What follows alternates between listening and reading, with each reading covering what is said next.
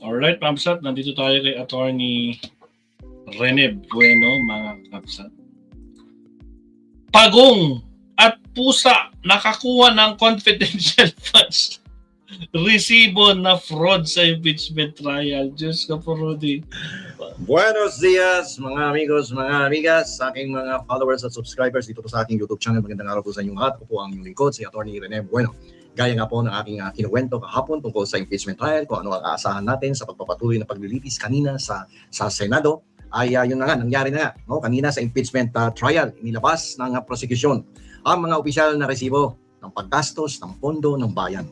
At lumalabas po, ang buwis ng bayan ay hindi lang po napunta sa intelligence operations, napunta rin Sa pusa. ang pondo ng bayan para sa isang buong Manila Zoo at sa mga comedy bars, no? Diyan sa Circo at sa The Clown sa may Timog Avenue. Okay, so ibabahagi natin sa inyo, no? Ngayong episode na to, kung paano natuklasan, kung paano ang pagkakatuklas sa mga bagong recipients nitong confidential funds, no, sa Office of the Vice President. Alam nyo, matutuwa ka dito sa mga bagong pangalan na na-discover ng mga prosecution.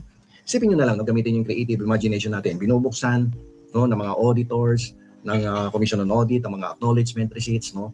At syempre, ang inaasahan dyan ng mga pangalan dahil it pertains to the use of the confidential funds, no, yung mga confidential information, at syempre gumamit definitely sila ng mga intelligence officer, mga secret agents, no. Ang aasahan natin mga pangalan dito ay katulad ng mga pangalan na napanonood natin sa pelikula, katulad ng James Bond, Agent 007, ang mga pangalan yan, Sean Connery, di ba? Ay mga ganyan. O kaya Tom Cruise. Pero nakakalungkot, ang mga nahanap sa mga resibo ng Office of the Vice President, alam niyo ba kung sino? Tabi-tabi muna kayo dyan, no? Tabi-tabi muna, Mary Grace Piatos. Tabi-tabi muna, yung sinabisaya, no? Dahil may mga bagong karakter na lumabas sa mga resibo na may kaugnayan sa pag-release ng pondo ng bayan dito sa confidential funds na to. Abay, magugulat ka. Ang unang lumabas na pangalan, si Timon Andrew Pusa. Grabe, Pusa ang binigyan ng confidential funds. Nakakuha ng 100,000 para sa rental of transport vehicle. Siguro, sinusubukan nila kung gaano kabilis ang siyam na buhay ng pusa gamit ang confidential funds mula sa Office of the Vice President. Eh siyempre naman, kapag ang ahente mo, no, sa intelligence operation sa isang pusa, no, mabaril man yan, meron pa yang 8 buhay na natitira kasi di ba sabi nga natin, siyam ang buhay ng pusa. So pangalawa, si Antonio Pagong ang nakakuha ng 100,000 para sa purchase of information. Kung ang Pagong Mabagal. ay nagbebenta ng impormasyon sa halagang 100,000, no, kaya naman pala napakabagal ng investigasyon, no? Naka 30 page, no, ang investigasyon dahil lang nagbebenta ng intelligence information ay si Pagong. Okay. Magingit-ngit nga kasi yung pangatlong nakita nating pangalan ay si Shing Ngit-Ngit. Pero sa kabila ng kanyang pagngingit-ngit, nakakolekta ng 150,000 pesos. Si Ngit-Ngit. Talo sila dito sa isa pang nakita natin. Ewan ko kung tama to, si Nuso Pibelat. Si Belat nakakuha ng 100,000 piso. O di ba? Nakakuha na ng 100,000, binelat pa yung ibang kasama niya, no? At binilaan, no? Ang kabang ng bayan. Okay, so punta tayo doon sa special disbursing officer, no? Sa kanina doon sa trial. Kung nakita niya ba, may katanungan, nakita mo ba na nakatanggap itong mga tao na to na binanggit ko kanina, no? Ng pera galing sa confidential funds ng Vice Presidente. Alam niyo po ba ang sagot? Hindi ko po nakita. Wala po ako sa ground, ang sabi niya. So mga amigas, hindi lang yan kasi basta resibo. Yan ay malaking biro, no, na binayaran niya ng taong bayan. Pagkatapos sasabihin mo hindi mo nakita kung sino yung mga pinagbigyan na yan. Pusa, Pagong, Belat, Ngit-Ngit, wala pa diyan si Mary Grace Piatos, wala pa si Bisaya, at kung sino-sino mga nakakatawang pangalan, no? Siguro kung ganyan mga kengko, yung mga nakatanggap ng confidential funds ni Vice Presidente, siguro it's about time na tawagin natin yung mga komedyante doon sa Itbulaga, no? At nang medyo maging mas masaya siguro ang impeachment trial natin, no? At habang gumagawa siguro tayo ng legal analysis, tatawa tayo ng tatawa dito, no? At alam niyo naman siguro, no? Ngayong araw ay kaarawan ni Senator at dating Senate President Tito Soto, no? So happy birthday kay Senator Tito Soto. At dahil kaarawan ng ating Senate President, alam niyo po may humihirit na followers ko at mga subscribers ko dito sa aking YouTube channel na dapat daw maglabas ang impeachment court ng subpoena ad testificandum. Para kanino? Para kay Alan Kay ng Itbulaga at kay, sino yung isa? Jose Manalo, ng Itbulaga also. Siguro isama na rin yung yung kapartner ni Jose Manalo, no, para makumpleto na. May Itbulaga na, may The Clowns na, meron pang The Circo. Yung Circo, yung comedy bar din yan, no? Para kanino, ba't natin patatawag yan? Hindi para sa mga karagdagang auditor or intelligence officer, kundi para kina Jose Manalo, Alan Kay at sa buong roster ng performers mula sa Clowns at Circo. Para maging, sabi ko nga kanina, para mas maging masaya at jolly ang impeachment trial. Kapag, kung ako hindi ko na itutuloy ito, Article 1 pa lang, desisyonan na yan kasi very obvious na. No, na ginawang, puro kalokohan na yung mga pangalan na yan, no? Very obvious na. Tigil na yung Article 1 na yan, mag-decide na kayo. Pero isipin nyo, no, kung ipapatawag na si Alan Kay, si Jose Manalo at iba pa mga komedyante dyan sa Circo at sa The Clowns Comedy Bar at nandoon sila sa Senate floor at ang si Jose Manalo ay magsasalita, sasabihin niya, Mr. Senate President, pwede po bang ipasabuhay na natin ang pusa at ang pagong? Ako po ang bahala na maghahanap sa kanila. Sa imbis na sugod bahay gang ay sugod Manila sugang kami ngayon, di ba? So di ba, mayroong sugod bahay portion sa ito talaga. Gagawin natin sugod Manila su portion. At ito namang Alan Kay, pag nagsalita, sasabihin nito, Your Honors, order in the court.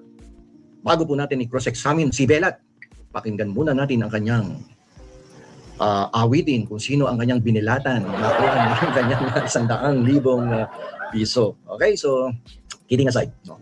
Napakagandang regalo kay Tito Sen at sa buong bayan kung gagawin nating mas masaya ang korte.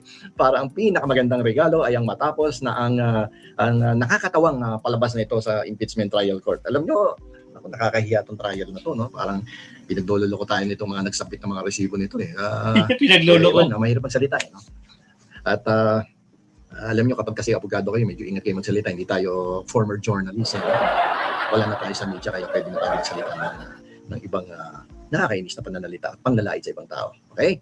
So ngayon, gamitin po natin ang mga ating nalalaman, ang ating kaalaman tungkol sa batas. Pag ganyan ng sitwasyon, papasabay ito sa batas natin? Siyempre, ano sagot natin dyan? Kahit hindi ka naman nag-aaral ng batas, ang madaling sagot dyan ay hindi po yan papasa. Paliwanag natin. Kaya seryoso tayo. Sabi muna yung katatawan. Meron po joint circular, no, na inilabas ang COA, ang BBM, ang DILG, ang government control, ang CIDG, di ba? CIDG, right? Okay. Ang confidential funds ay dapat may suportang malinis at totoong dokumento na nagpapatunay na may totoong ginastos para sa surveillance or intelligence gathering. Yan po ang sinasabi po sa memorandum na inilabas ng iba't ibang ahensya ng ating pamahalaan. At alam niyo po ba kung ano ang nakalagay dito? Sa ilalim po ng joint circular, ang confidential funds ay hindi pondo para sa kwentong barbero, no? Hindi yung kwentong Manila Zoo at chichirya. Hindi pwedeng magsumite ng resibo na pirmahan ng gawa-gawang pangalan, no? O mga pangalan ng hayop. Pangalan ng hayop nang walang verifikasyon. Hindi na lang basta hayop yan. Hayop ang pumirma dyan. Ang pagtanggap ng resibo mula sa pangalang Velat at pusa, ngit-ngit at pong pagong ay direktang paglabag sa audit compliance at malinaw na patunay ng liquidation, no? Fraud. Manloloko yan. Pong pagong, dito ako natatawa kasi nung bata ako may TV program na pong pagong. Okay. So pag-usapan natin yung revised penal code at jurisprudence tungkol dito sa panloloko, tungkol sa fraud. Okay? Unang-unang papasok sa isipan natin dyan. Kapag yan ay panloloko, ito yung tinatawag na malversation of public funds. Na-discuss na natin to in the past under Article 217 ng Revised Penal Code. Ayon po sa mga desisyon ng Korte Suprema, gaya ng Arias versus Sandigan Bayan. Napaliwanag ko na to before. Pero ulitin natin. Ang sabi dito, sa Korte Suprema, sabi ng Korte Suprema, kapag ang umahawak ng pondo ay naglabas ng pera gamit ang mga peking resibo o ghost documents, automatic na merong, pinag-aralan na natin yan, nakaraan. Merong presumption ng pagnanakaw o misappropriation. Ulitin ko. Presumption ng pagnanakaw o misappropriation. Okay? Pagkatapos ng malversation, ano ang pangalawang papasok sa ating mga kakpo? Falsification of public documents as provided for under Article 171 ng Revised Penal Code. Ang pagpapatibay na nagbayad ka sa mga taong hindi naman umiiral o gawa-gawang mga pangalan sa opisyal na papel ng gobyerno ay isang malinaw, maliwanag pa sa sikat ng araw na ito ay isang krimen at felony.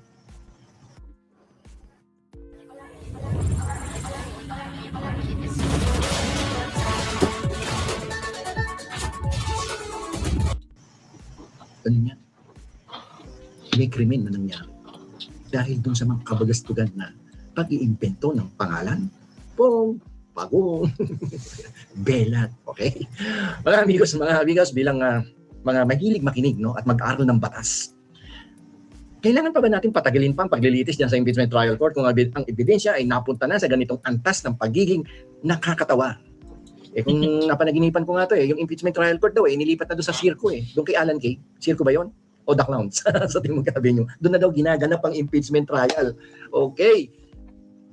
Naihain na ng prosecutor ang sapat na patunay sa ilalim ng Article 1. Di ba? Yung misuse of confidential funds. Tutuloy mo pa ba? Kung ako ang tatanungin, hindi ko na itutuloy. Article 1 pa lang, tapos na ang laban. Pag may bumoto ng against sa conviction niya, ewan ko na lang. Magiging kultura yan, yung pagsusumite ng ganyang klaseng dokumento na malinaw na panloloko sa taong bayan. Alam niyo po sa ilalim ng mabilisang pagpapasya at summary disposition kapag malinaw at hindi maikakaila ang malaking pagkakamali. Hindi na kailangan na Senate Impeachment Court na mag-aksaya pa ng karagtagang oras sa panahon. Let's say 3 months, 4 months, 5 months, 6 months para sa iba pang usapin. It's going to be a waste of time, money, and effort. Maliwanag pa sa sikat ng araw yan. Article 1 pa lang, tapos na ang laban. Kapag ang pondo po ay napunta na sa pusa, napunta na kay Pong, Pagong, at kay Belat, na parang nangingit-ngit na, singit-ngit, no? Ay, yan, gross misconduct yan, graft and corruption at betrayal of public trust sa ilalim po ng Article 11, Section 2 ng ating 1987 Constitution at yan po ay lampas-lampas na para patunayan ang pagkakamali, ang pangdoloko, ang pagpapalsipita ng mga dokumento. Misappropriation, misuse of confidential funds, lahat nandiyan Tatapusin mo pa ba yan? Dapat nang idirekta ang trial. Magdesisyon agad sa Article 1. Kaya dapat tawagin si Juan Manalo ay si Jose Manalo at hatulan ng kaso. Dahil kung ang isang belat ay nakakuha ng 100,000 piso ng walang tanong-tanong, ang totoong nakakatawa dito ay hindi lang ang mga pangalan sa resibo, kundi ang bagal ng justice system natin kung hindi pa tatapusin ngayon ang impeachment trial. Abay, kung hindi nyo tatapusin yan, bebelatan kayo ni Pong, Pagong sa bagal ng pusad ng paglilitis dyan sa Senado. At magningitit naman sa galit ang taong bayan sapagkat very obvious na ang panlolokong malawakan sa taong bayan. Natatong Ang taong bayan ay nasa bahay na lamang nagre-relax, nanonood ng mga mas mamagagandang pelikula sa Netflix at kumakain ng piatos sa cheese cars ay naroon dito sa impeachment trial na nakakatawa pero nakakainis dahil malinaw na panloloko sa bayan na ginawang katatawanan ang mga paraan upang makapangmulimbat ng pera ng taong bayan. So dito na lamang po, ito po muli ang inyong lingkod, si Atty. Rene Bueno. Huwag niyo itong kalilimutan mag-like, mag-share, mag-subscribe dito sa ating YouTube. Salamat, Atty. Nagpakita na si Pagong, si Pusa, si Belat, at saka si Ngit-Ngit. Tell you lang, no? O, last topic tayo, Amsat, bago tayo matulog. No? Last topic tayo. Countdown tayo, Amsat. Here we go.